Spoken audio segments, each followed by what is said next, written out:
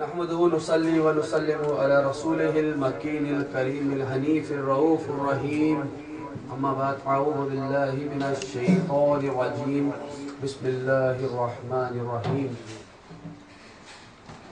حسبنا الله ونعم الوكيل نعم المولى ونعم النصير الحمدللہ آج ربیع الثانی کے مہینے میں غوث پاک شیخ محی الدین عبدالقادر جیلانی رحمت اللہ علیہ اور خواجہ سید محمد نظام الدین اولیاء زری زربخش محبوب الہی اللہ سبحانہ و تعالیٰ کے دو محبوبوں کا یہاں پر عرس منایا جا رہا ہے. یہ بہت ہی باعث رحمت باعث برکت وقت چل رہا ہے ہم تمام لوگوں کے لیے جو اس وقت شب بیداری کر رہے ہیں، مطلب شب بیدار، شب میں جاگ رہے ہیں. اللہ سبحانہ و تعالیٰ ان کا شب میں بیدار رہنا، ان کا شب میں جاگنا، نیند کو توڑنا، یہاں بیٹھنا، درود پڑھنا، سننا، سنانا، ڈف بجانا، نعت پڑھنا اپنی بارگاہ میں عبادت میں شامل فرما دے. اللہ سبحانہ و تعالیٰ قرآن مجید میں فرماتا ہے وَرَفَعْنَا لَكَ ذِكْرَكَ، اور ہم نے اپنے محبوب کا ذکر جو ہے بلند کر دیا. اللہ سبحانہ و تعالیٰ کا یہ فرمان ہر مومن قرآن میں پڑھتا ہے اور اس پہ عمل کرتا ہے کہ حضور کا ذکر کرتا ہے، حضور پہ صلاۃ و سلام بھیجتا ہے، حضور پر درود شریف بھیجتا ہے. اور وہ ولی تب تک ولی نہ ہوا جس نے حضور پر کثرت سے درود نہ بھیجا. یعنی کہ نبی پاک کو یاد کرنا، جس طرح آپ ایک بڑی کمپنی کا کوئی مالک بن جاتا ہے، جیسے گوگل کا مالک یا ایپل کا مالک، کوئی بھی ملٹی نیشنل کمپنی لے لے اس کا مالک ہوتا ہے، اس کا تو نام ہوتا ہی ہے کہ ہی از دا اونر یا بورڈ آف ممبر. لیکن اس کے ساتھ ساتھ جو اس میں امپلائیز ہوتے ہیں، جب وہ وہاں پہ کام کرتے ہیں اور وہاں سے کام چھوڑ کے جاتے ہیں، تو جو لیٹر ہیڈ ہوتا ہے یا جو ریکمنڈیشن ہوتا ہے وہ اسی کمپنی کے لیٹر ہیڈ پہ ہوتا ہے. یعنی کہ مراد یہ ہے کہ جتنی بڑی کمپنی سے جڑیں گے اتنی بہتر عزت اور اتنی بہتر سیلری. تو جو حضور پر جتنی کثرت سے درود بھیجے گا، جو جتنا حضور کو یاد کرے گا، اس کا مرتبہ اتنا ہی بلند ہوگا. وہ ولی تب تک ولی نہ ہوا جس نے حضور پر کثرت سے درود نہ بھیجا، حضور سے بے پناہ محبت نہ کی. یعنی کہ اللہ تعالیٰ کو راضی کیا اس طریقے سے کہ پہلے نبی کو راضی کیا، پھر اللہ سبحانہ و تعالیٰ کو راضی کیا. کچھ لوگ ہیں جو صرف اللہ سبحانہ و تعالیٰ کو راضی کرنے میں لگے ہیں، صرف اللہ سبحانہ و تعالیٰ کا ذکر کرتے ہیں. وہ مراد لیتے ہیں سورہ رات سے اِلَىٰ ذِکْرِ اللَّهِ مِن تَطْمَئِنُّ الْقُلُوبِ کہ اللہ تعالیٰ کا ذکر دلوں کو سکون دیتا ہے. بے شک اللہ سبحانہ و تعالیٰ کا ذکر انسان کو سکون دیتا ہے، لیکن وہیں اللہ سبحانہ و تعالیٰ نے سورہ انشراح میں جو فرمایا وَرَفَعْنَا لَكَ ذِكْرَكَ، اس کا معاملہ یہ ہے جو پہلی لائن ہے اس کو صوفی اس طرح سے اپنے معمور میں لاتے ہیں کہ جس طرح شریعت ہے. یعنی کہ جب تک احکام شریعت نہ کرو گے، توحید پہ مسلسل نہیں رہو گے، تو آپ معرفت میں طریقت میں آگے نہیں بڑھ سکتے. اسی طرح اللہ سبحانہ و تعالیٰ کا ذکر یعنی کہ نماز جو واجب اور فرض نمازیں اور جو واجبات ہیں، زکوٰۃ دینا، حج پر جانا، کلمہ پڑھنا، یہ پہلی سیڑھی ہے اللہ تعالیٰ کو راضی کرنا. اور نبی پاک کو راضی کرنا یعنی کہ وَرَفَعْنَا لَكَ ذِكْرَكَ کہ جن کا آسمانوں پر اللہ سبحانہ و تعالیٰ نے ذکر بلند کر دیا، ان کو راضی کرنے کا طریقہ ہے درود شریف کثرت سے بھیجنا.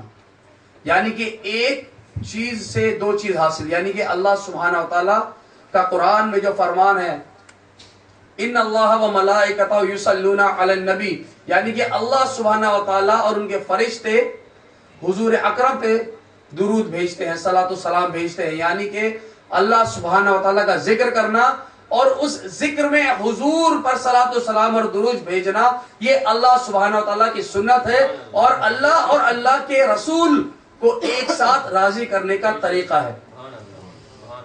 یعنی کہ وہ نماز مکمل نہیں ہے، وہ نماز نہیں ہے جب تک اس میں درود شریف نہ پڑھا جائے، درود ابراہیم نہ پڑھا جائے. تو اسی طرح وہ محفل مکمل نہیں ہے جس میں حضور پہ صلاۃ و سلام نہ بھیجا جائے. اور میں آپ کو بتا رہا تھا